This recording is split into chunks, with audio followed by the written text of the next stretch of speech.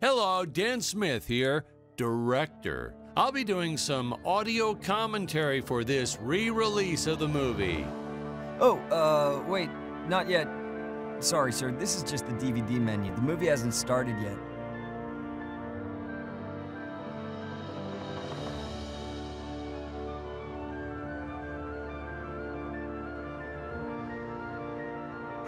Well, I see you dug up the original movie poster.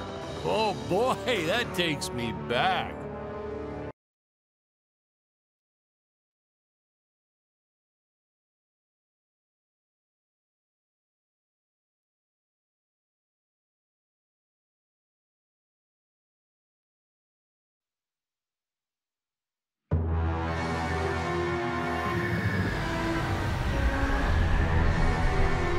Hello, Dan Smith here. I directed this film back in, well, it feels like a century ago. Yeah. The studio asked me to provide a commentary track for the DVD release. And wham! Straight into the action. No fluff or anything. That's what we did back then. Crash-landed ship. Out pops our hero, the fearless Dick Starspeed.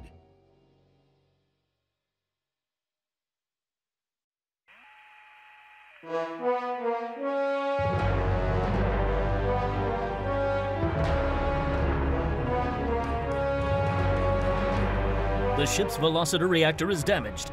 I believe that I am stranded on an alien planet. Played, of course, by actor Jonathan Digby. Went on to some minor roles after this.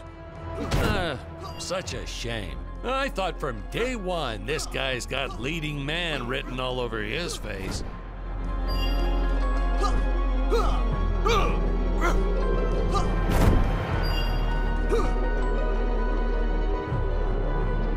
Greetings, citizens of Gravoria. I am Dick Starspeed, and I come in peace. Probably shouldn't have had Dick draw his weapon when he was talking about peas. Well, maybe one day we'll go back and CG it into a sandwich or something instead. Ha! Just kidding. And this is what people pay to see. A no-name middle-aged B-list actor duking it out with stuntmen in costumes.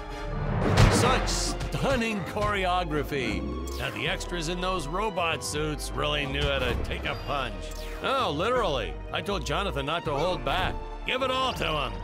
Kick him in the nuts and bolts. And I know what you're thinking, but don't worry. We handled it responsibly. We made them all sign waivers not to sue for injuries. Holy smokes!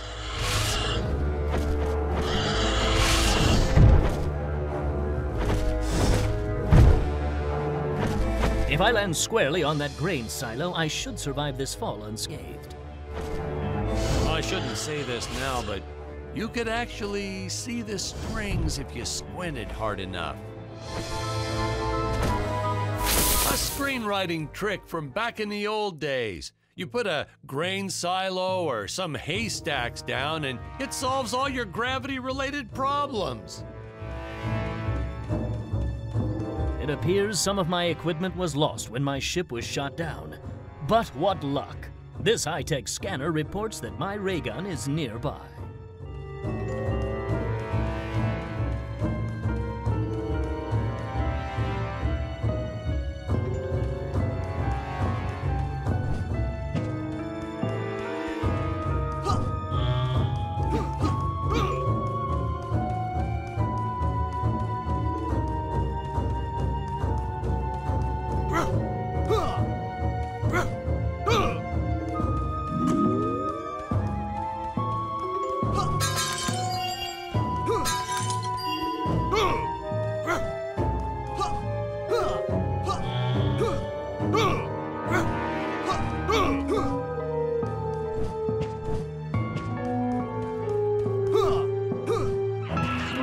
Dinosaurs.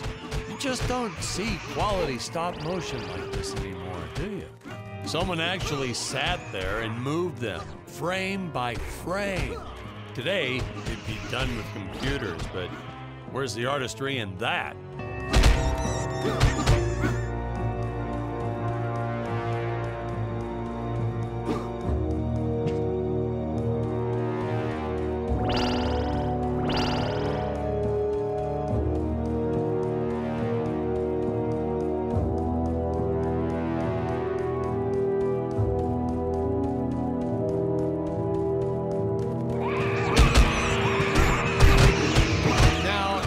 if the trees here look a little plastic, well, it's because they are. I took them from the set of my last film, Vampire Island 2.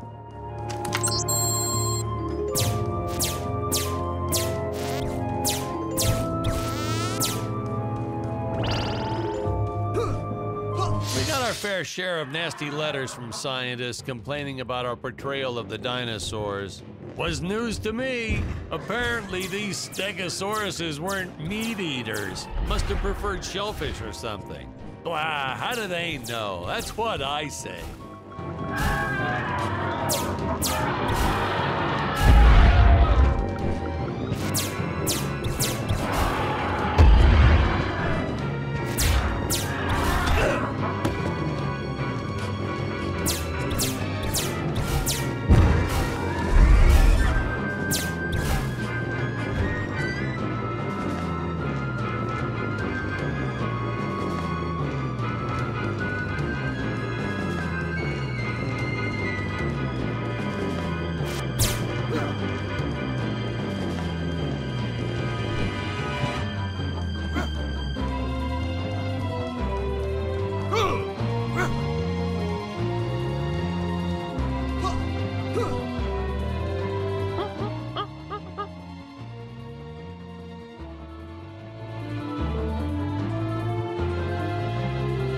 As usual, the local population is defenseless. That's where our hero steps in and saves the day.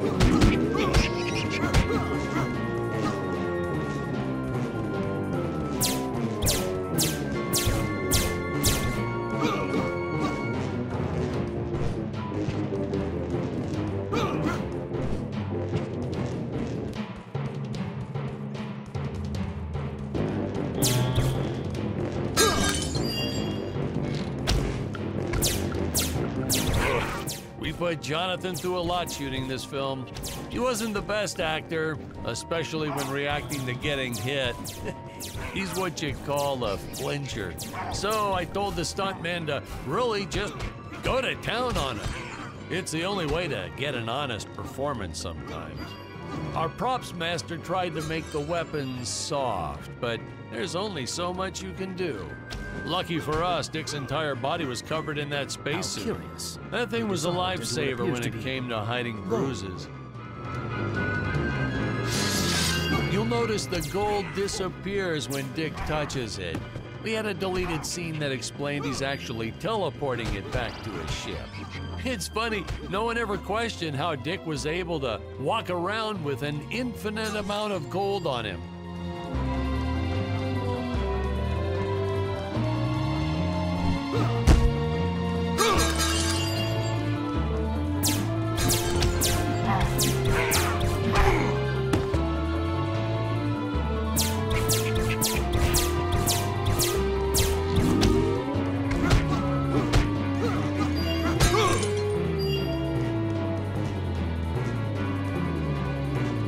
We had to redo these shots. Our first attempt was kind of a disaster. We tried using real apes, thought it'd cut down on the costume budget a bit. But have you ever tried working with apes? They are the worst actors ever. They don't sit still for a moment, and the second you take your eyes off of them, they're flinging their feces all over the place. Jonathan refused to work with them after he got, well, let's just say that he had to take more than a couple of showers one day. You know, you never forget the smell of monkey poo.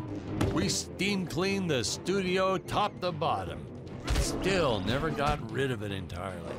All through the rest of the shot, we kept finding those little surprises hiding inside various props. Boy, were those the days.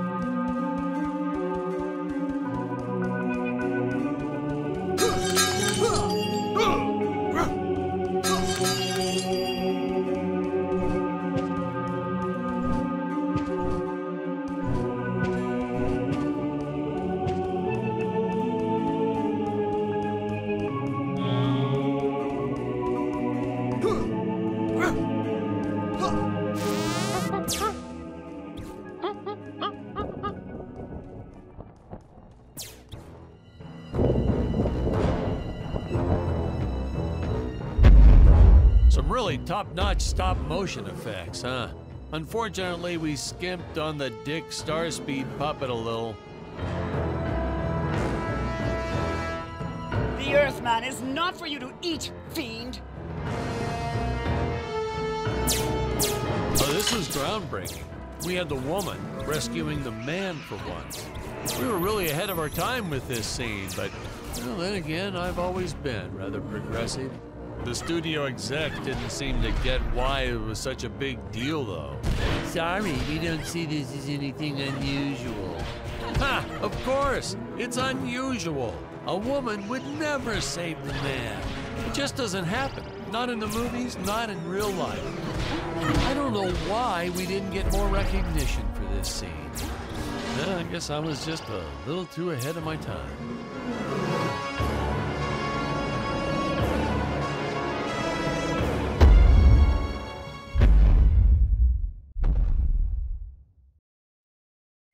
Thank you for saving me, strange woman. What is your name?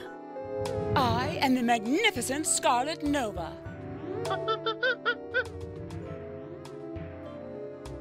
Do not question my motives. Just be happy that you are still alive. I must speak with my father at once. I shall teleport to his chambers.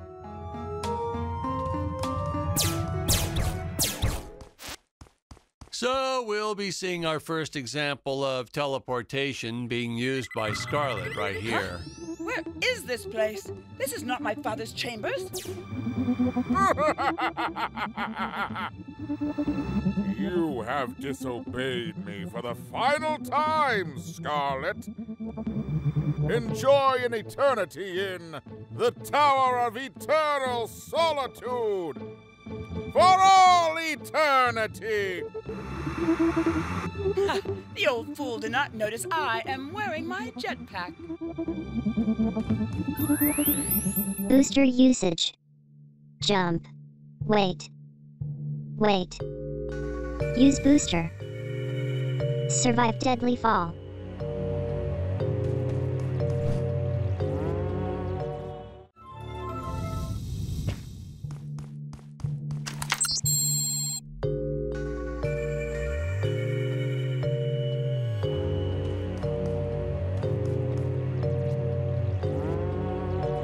Scarlet didn't quite realize she needed to shoot those energy orbs down below. Keep in mind, Stacy was doing this on a soundstage, okay?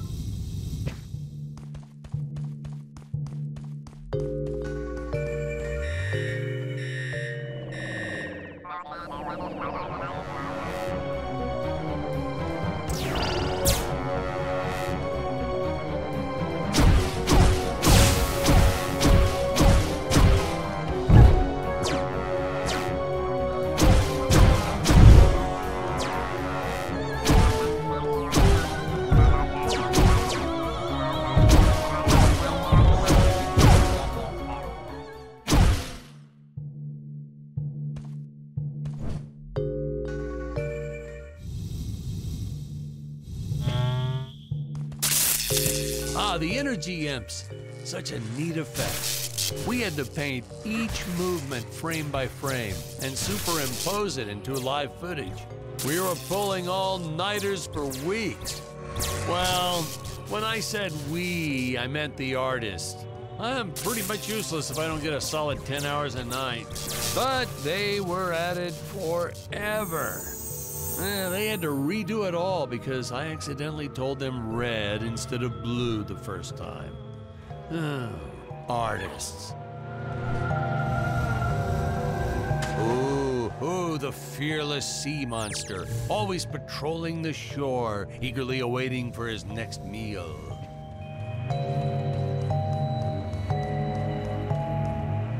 Curses!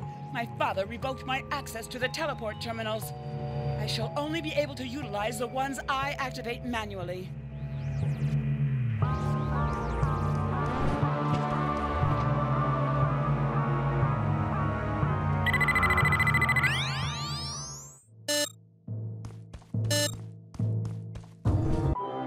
Ah, I knew you would return. Puny Earthman, you shall help me overthrow the Emperor. Why would you turn against your own father? How do I know I can trust you? Oh, this scene. This is practically Shakespeare in outer space. Just as the entire planet does. And, huh? Patrick, what's wrong with the video? Sorry, sir. Technical problems. Darn it, we're missing some really good writing here. There. Sorry about that. Well, we just passed right by her big scene. Basically, they agree to work together, but one must stay behind in the sleep chamber at all times. Should I rewind? Never mind. I'll continue from here.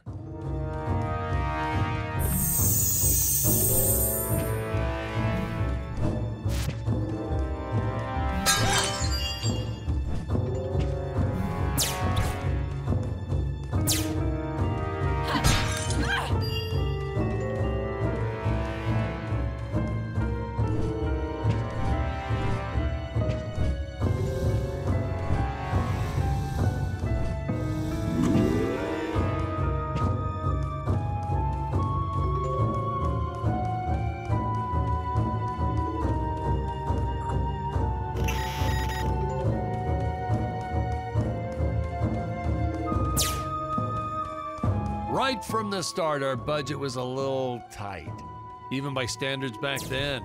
To make do, Tony shot a couple scenes in black and white. Originally, he intended to use it for flashbacks. But then I had to break it to him. Our film doesn't have flashbacks. We almost made it a silent film just to cut costs.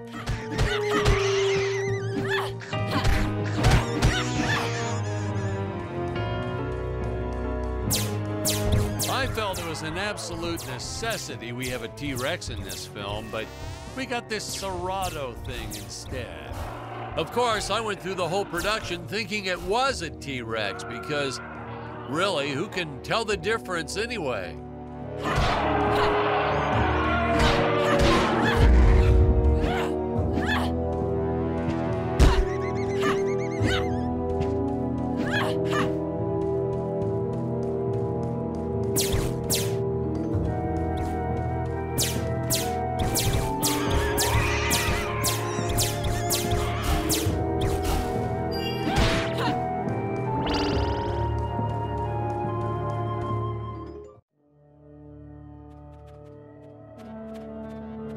It would appear that now is the time for us to climb the Deadly Tower of Monsters.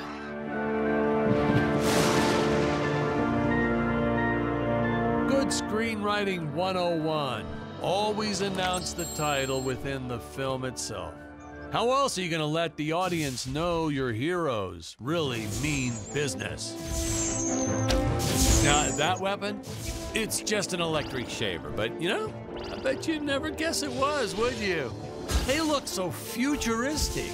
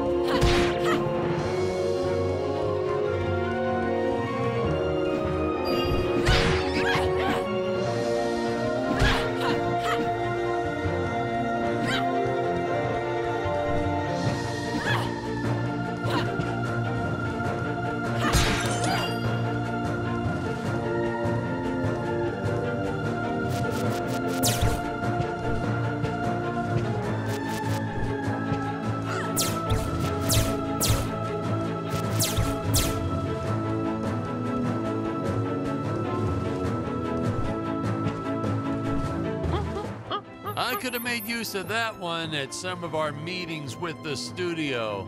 Oh, you'd like to see records of where our budget went to this month? Sure, let me get that for you right now. Foom, foom. Yeah. Unfortunately, those meetings ended in a much different way.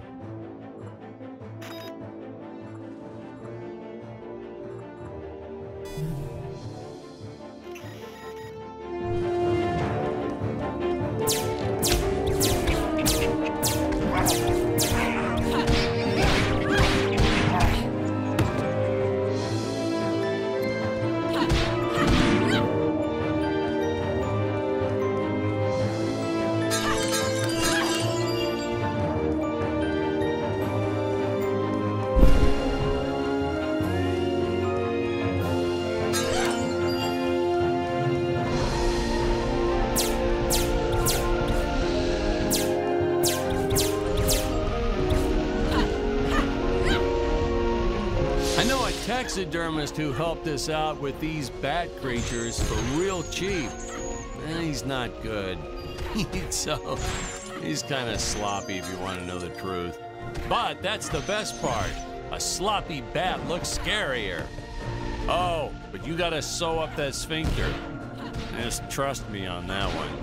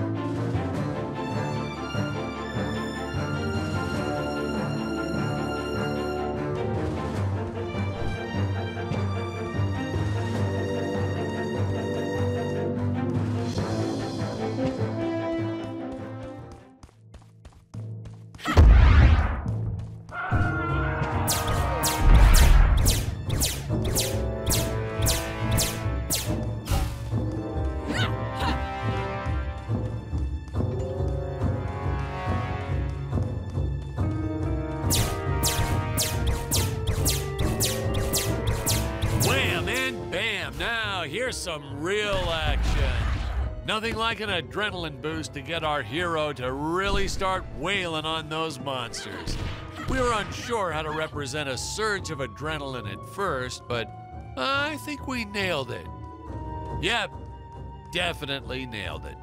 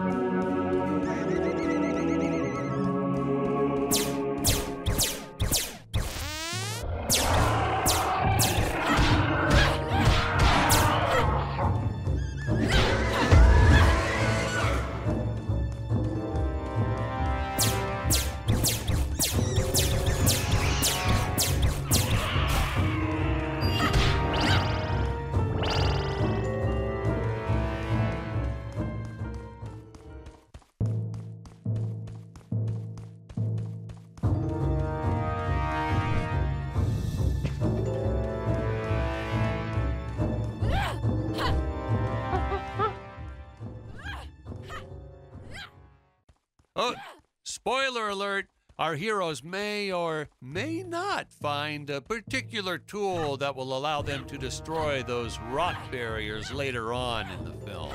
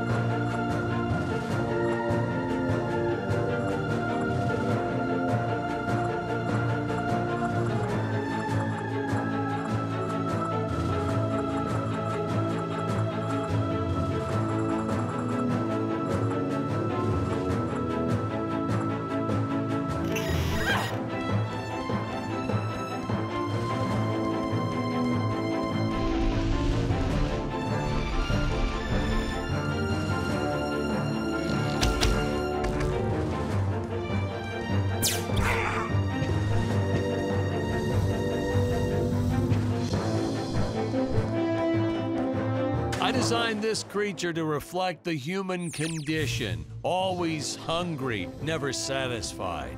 The bottomless pit of the beast's stomach.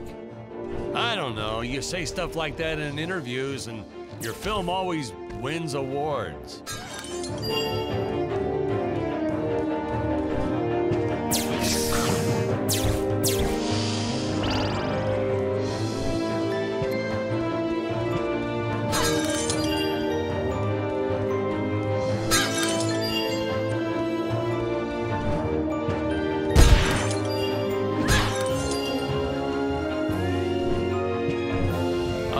The squids. Some board member had these nephews who really wanted to be in the films. They made me cast them as squids. Whatever happened to artistic integrity? If you're going to cast a role not on merit, at least let it be a hot female role.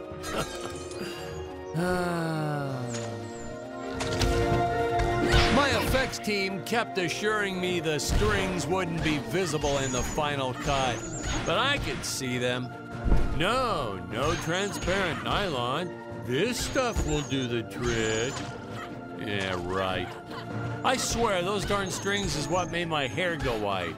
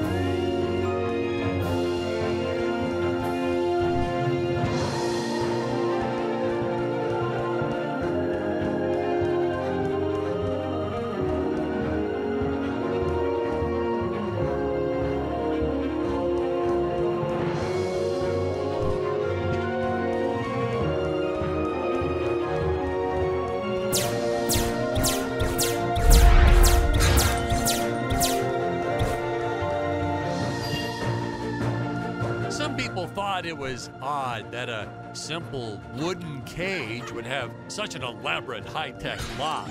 But hey, if a Gravorian ever traveled to Earth, I'm sure they'd think a lot of our stuff is weird too.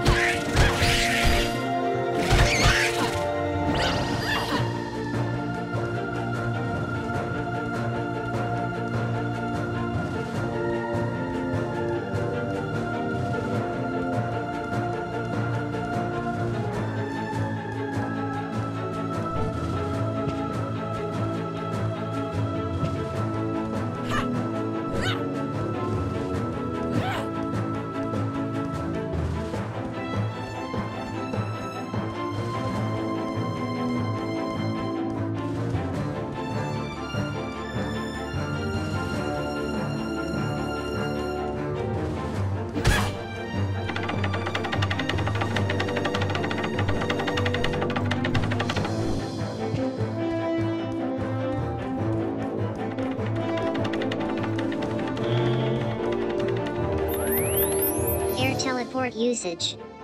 Jump. While in the air, use teleport. Quickly return to upper floor.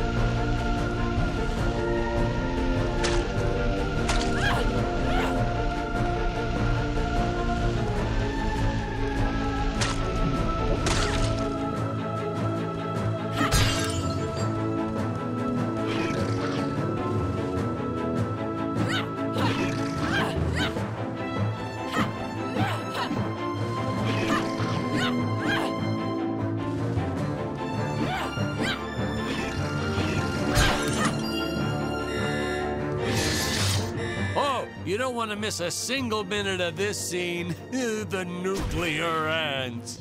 Hey, we need to remind the audience our heroes are climbing a tower, so I needed something that would stick to walls. Originally, we had these web-footed what-have-yous. Not very scary. And then I left some cake out in my trailer, and it was crawling with ants in the morning. And that's when it hit me. What is the most obnoxious thing in the world?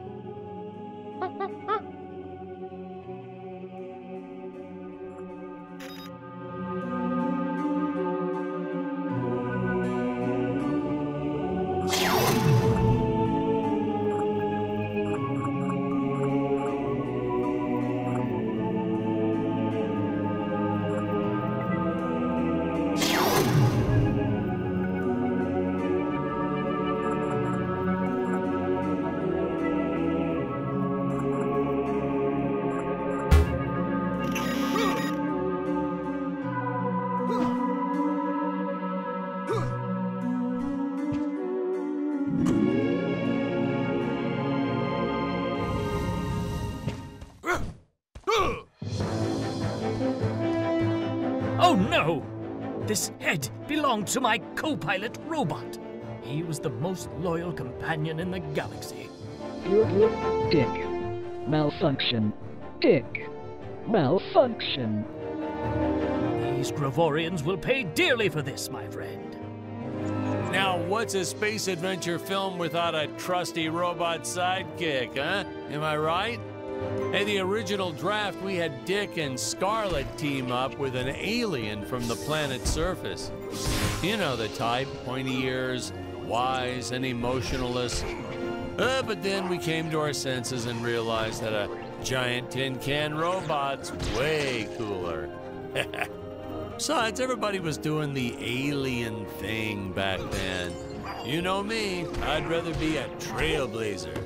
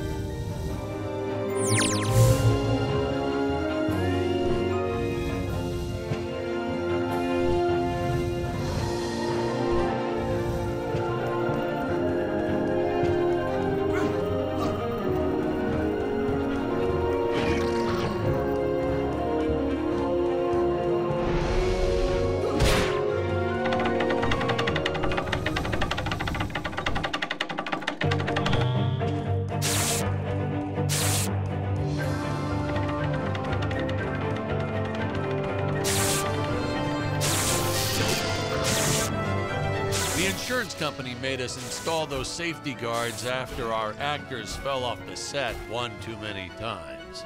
Granted, they kept falling off even with the rails, but thanks to how the contract was laid out, we were no longer liable for their injuries.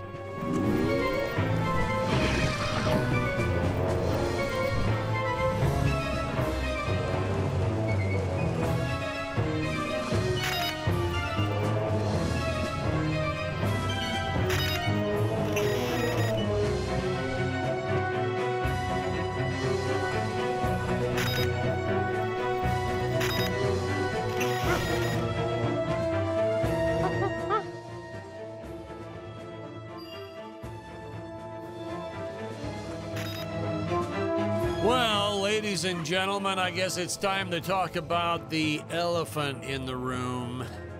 Why on earth does this crazy film have title cards on screen when people are talking? You're thinking that, aren't you? I know you are. I would be too. Well, we had thought about making it a silent film at one point, so we shot a lot of scenes up close like this, with the dialogue written out for the audience to read. Well, when we swapped over to making a talkie, well, we just decided to keep on going rather than reshooting all those scenes.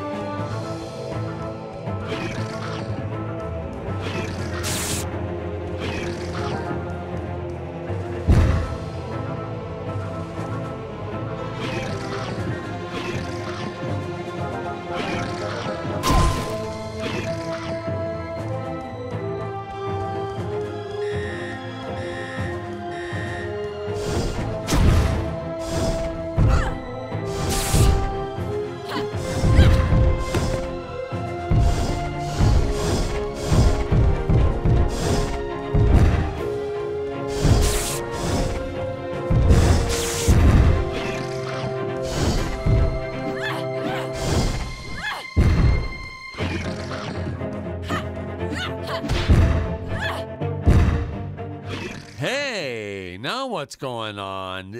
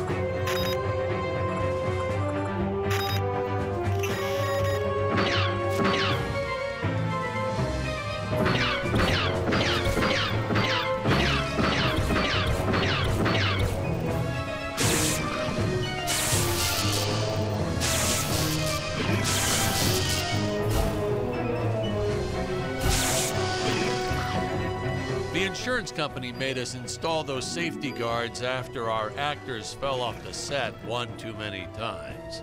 Granted, they kept falling off even with the rails, but thanks to how the contract was laid out, we were no longer liable for their injuries.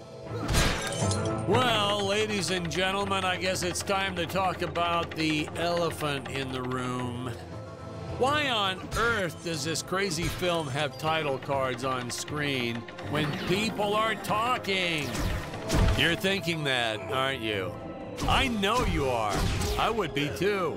Well, we had thought about making it a silent film at one point, so we shot a lot of scenes up close like this, with the dialogue written out for the audience to read.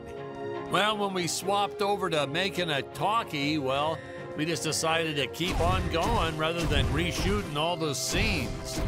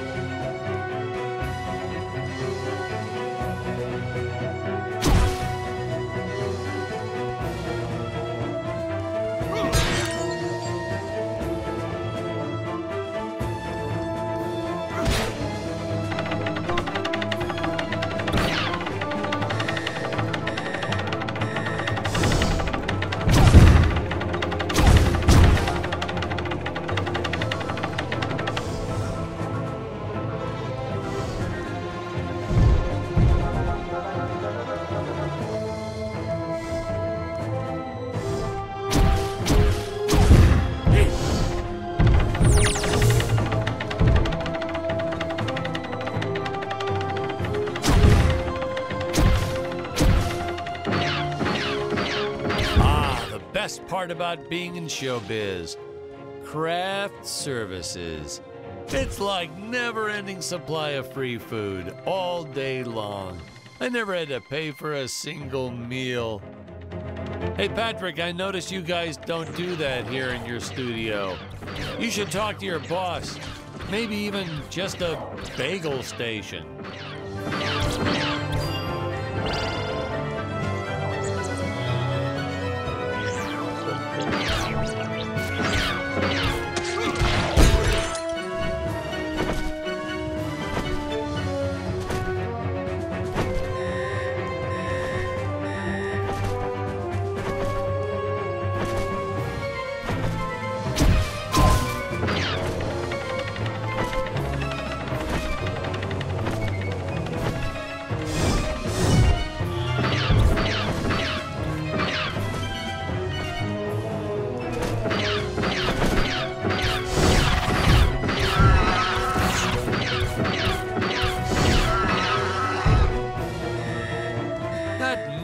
self-seeking science community also complained about these Terra whatevers breathing fire.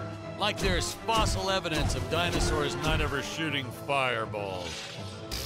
It's not like I gave them neck frills or had them spit poison or anything ridiculous like that.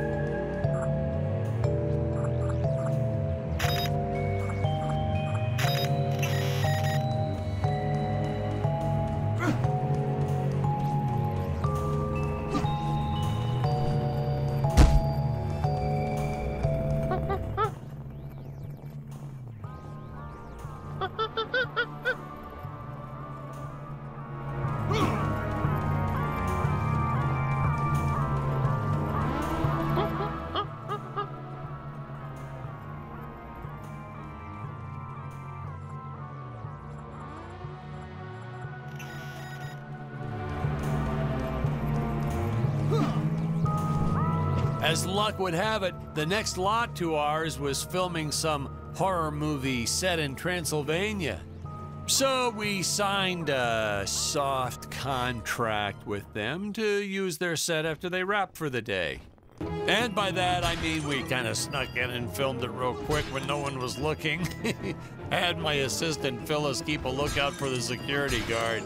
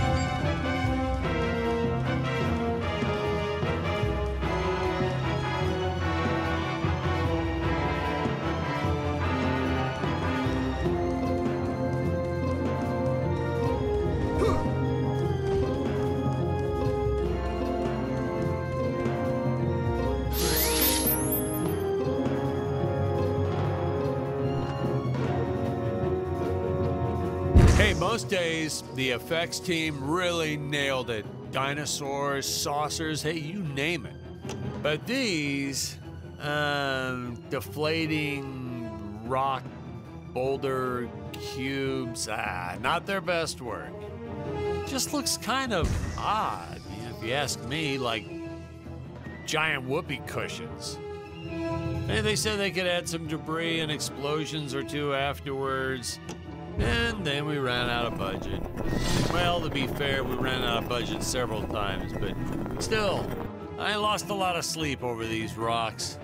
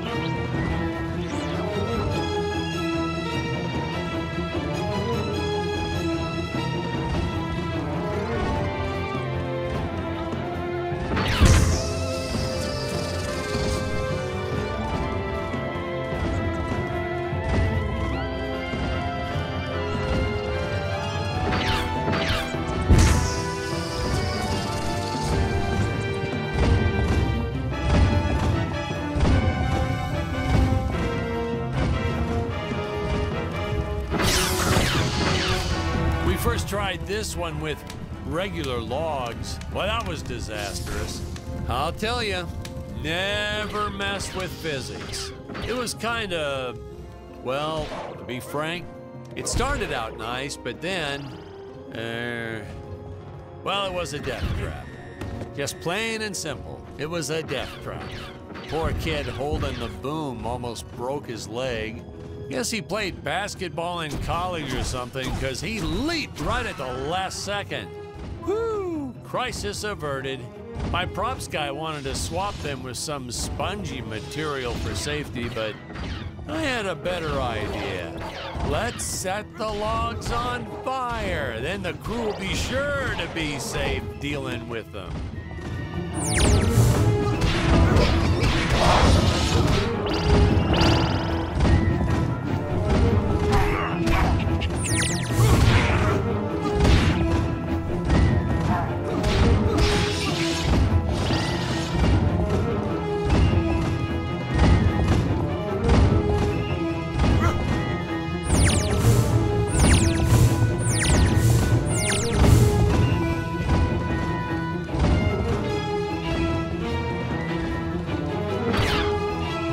Say, you know what I was thinking?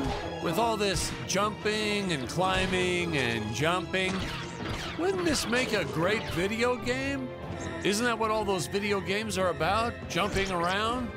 Well, yeah, and killing. There's jumping too, but mostly the killing. What? Patrick, that's awful. What sort of example are we setting for our youth? Well, movies are pretty violent too. Your heroes have killed everything in sight. You had Dick shooting a dinosaur in the face in the first 5 minutes. Well, Patrick, that's different, you know? What we did on film, that was art.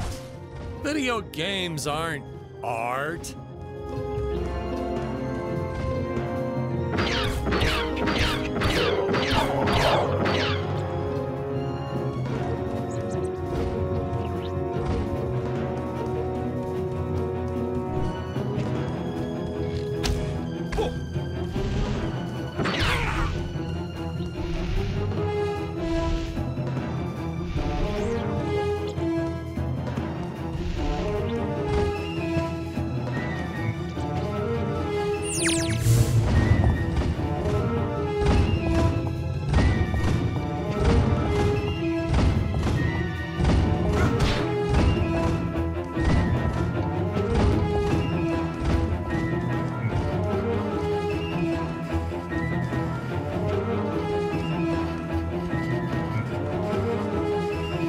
We created these conveyor belts for Stacy's character, Jonathan was always trying to run across them to no avail. I probably should have told him that we slowed the belt down whenever Scarlet runs across, but I got a real kick out of watching him try.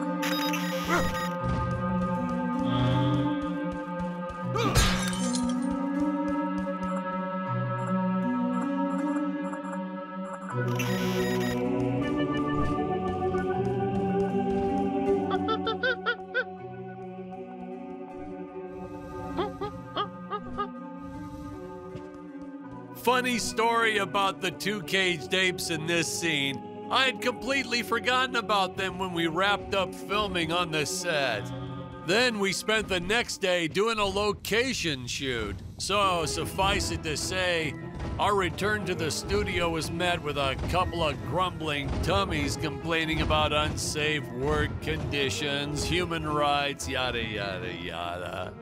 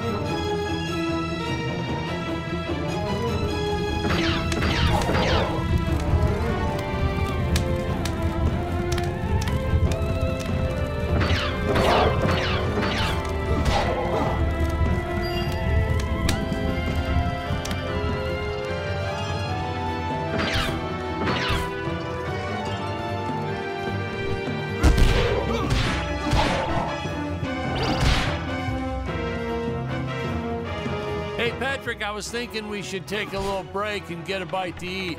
You like Chinese? I know a great takeout. Well, we're not scheduled for a break for another few hours.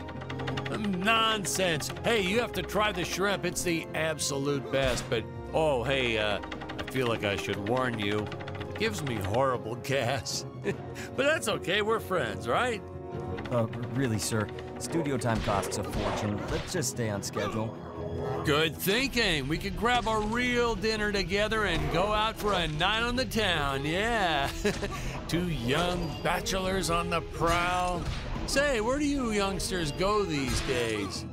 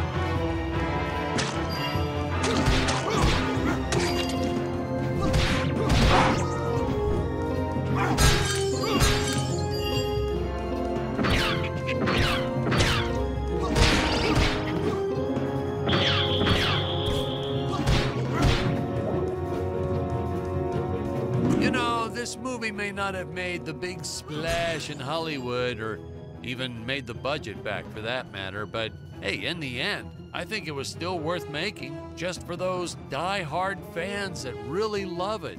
I attended a lot of sci-fi and movie cons, and to this day, I still see fans showing up dressed as aliens and apes and dinosaurs. Does a man proud. Now, granted, their costumes aren't exactly 100% faithful to the film, and it seems that no one ever remembers them by the right name. But still, knowing that we still have fans like this promoting the film decades later, it puts a tear in this old director's eye. I get all emotional.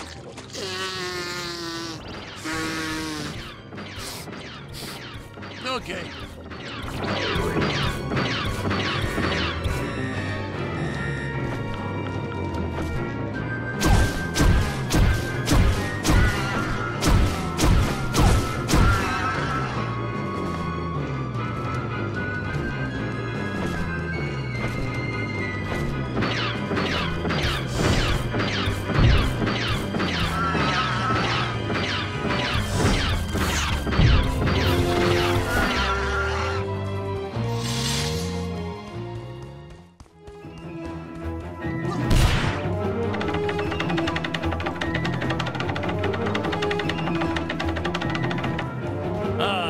Tony and his insistence on lens flare. I tell you, some days it felt like he was trying to be the director. Honestly, you could see dust on the lens, so just go and wipe it off myself. He would get so upset about it too. Like my fingers aren't clean enough to wipe the lens. Don't touch the lens. Whatever.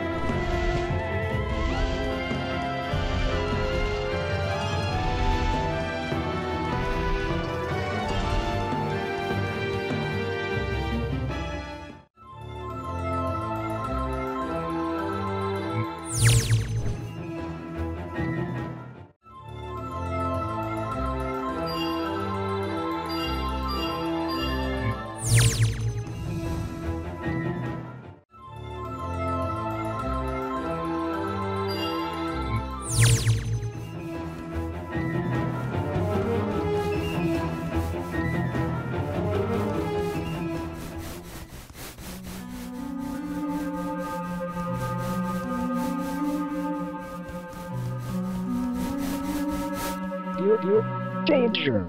Human speed is not enough to pass through that fan. Chance of death 100%. Retrieve the time vortex device if you wish to go any further. Searching. Time vortex device detected. Device in dangerous area. Nuclear amps everywhere.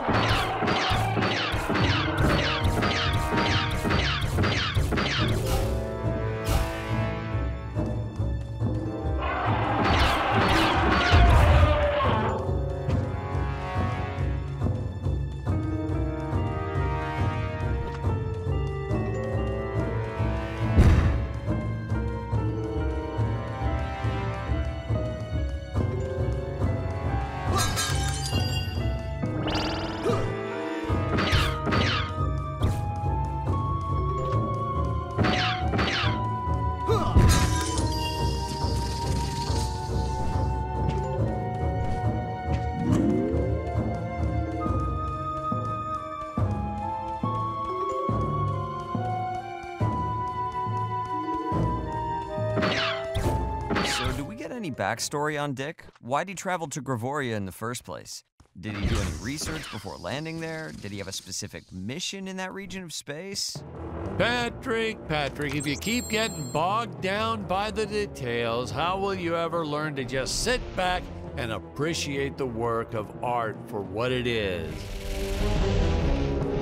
Production tip, ladies and gentlemen, no matter how sunny it is, don't store your papier-mâché props outdoors. They will get rained on. It's the law in this town, like Occam's razor or Stockholm Syndrome, or I forget what it's called.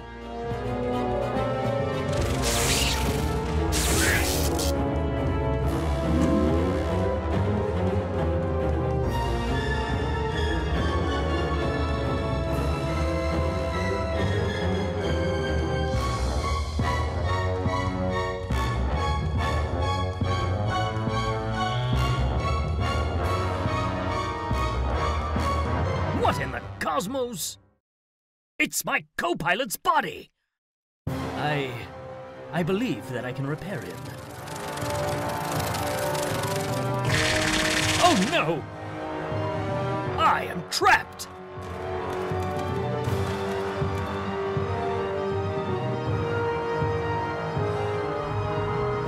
Master Dick. Master Dick. Good. Functions restored. Good. Threat detected.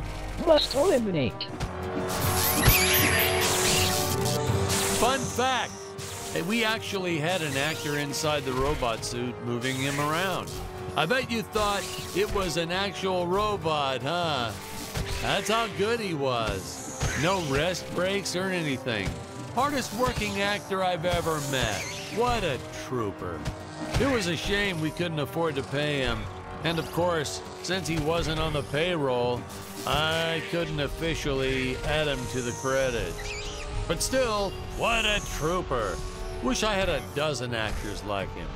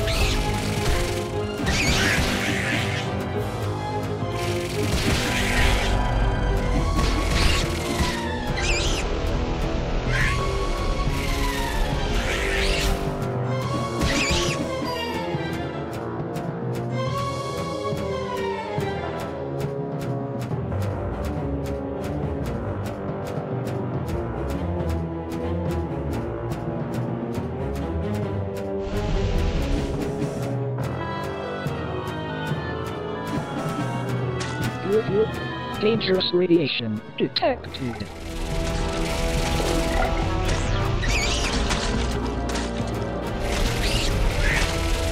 No, we didn't use the same material for the toxic waste as we did the slimes. I mean, why fake something when you have the real deal available? We found a place where people were just dumping the stuff away for free. I was hoping the crew members handling it might get some cool superpowers from it, but no, nothing like that. Eliminate with extreme prejudice.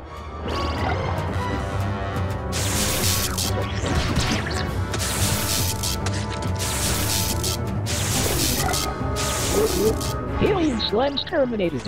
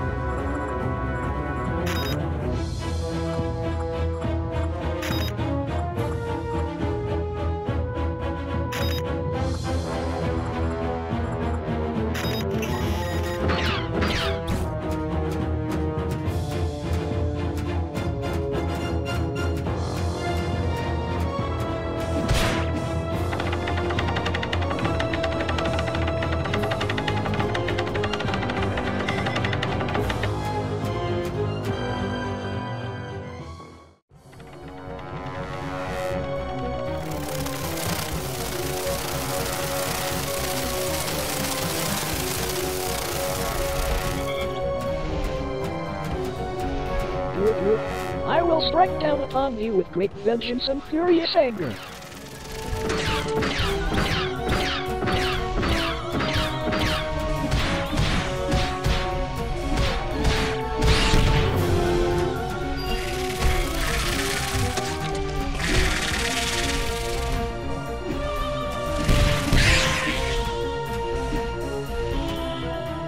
Oh, Robot, you're all right!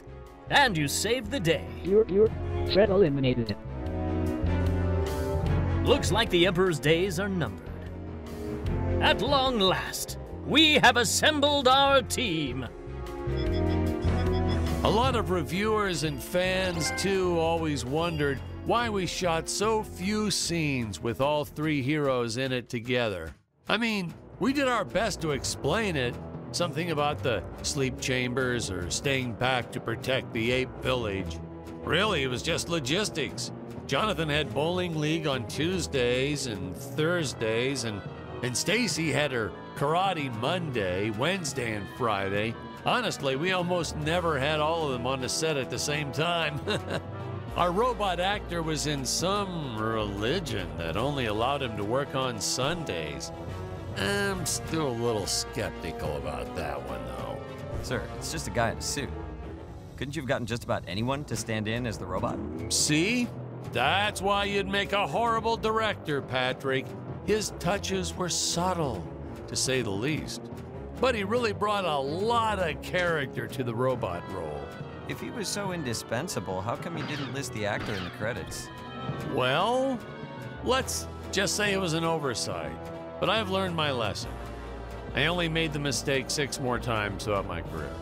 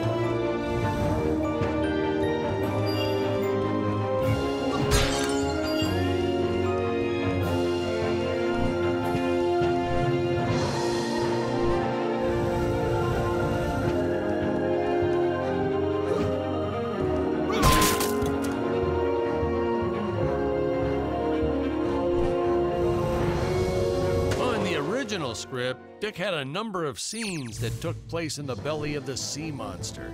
He actually meets a whole tribe of diminutive mermaids and saves them from extinction. We cut all that for time, so now Dick's transition between sea and land seems a bit abrupt.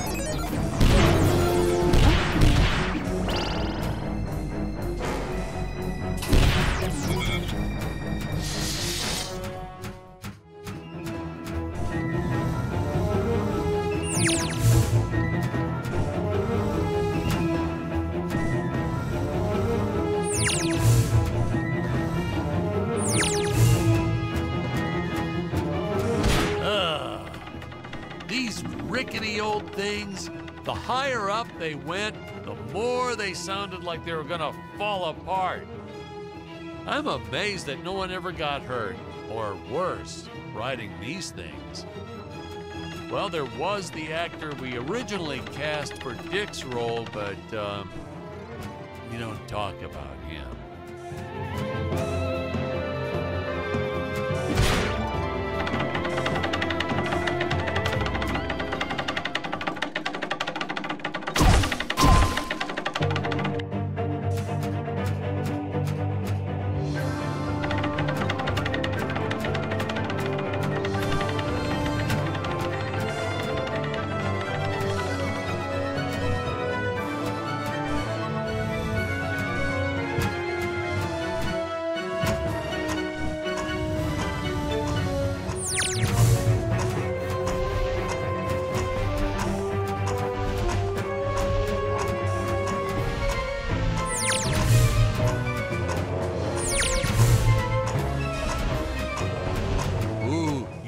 Start to get a sense of how high up our heroes have been climbing here. Reminds me of how the crew always used to comment on how high everyone was. Those jokers, they'd even say it when we were filming the grounded scene. And they all giggled like school children whenever they mentioned it too. So I'd make sure to laugh even harder so they'd know I was in on the joke. Whatever it was.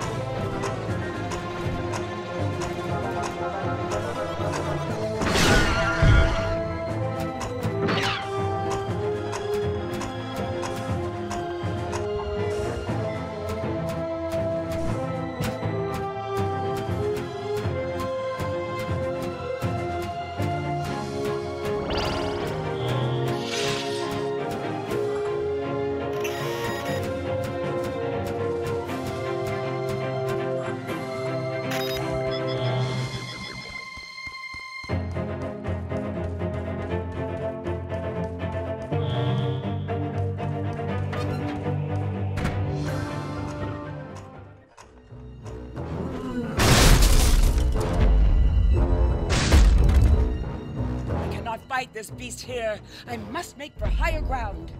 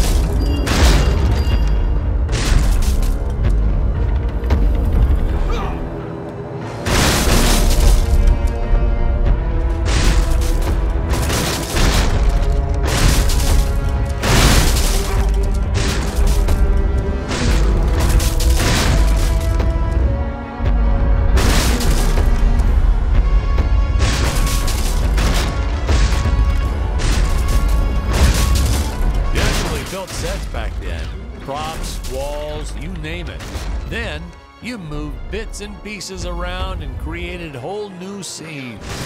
We were efficient. I adopted that technique to my wardrobe too. If you mixed and matched sufficiently, you could get by for years on only a handful of shirts and underwear.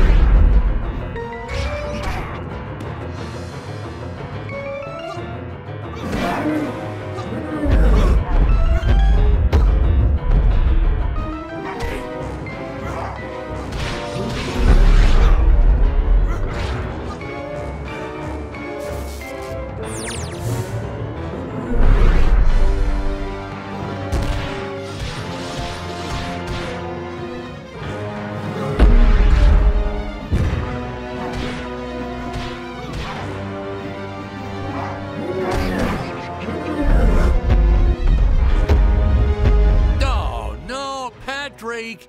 You got the wrong foot.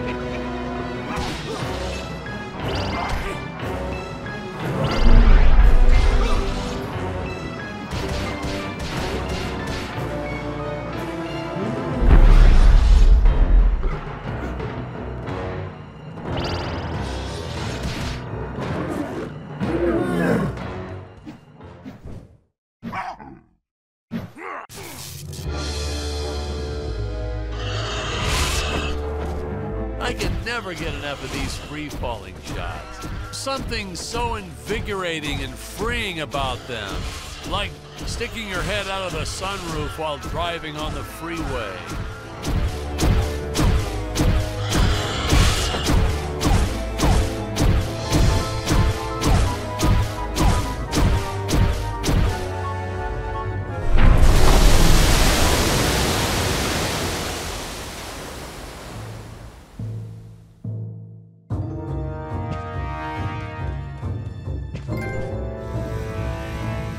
Oh yeah, another sea monster shot.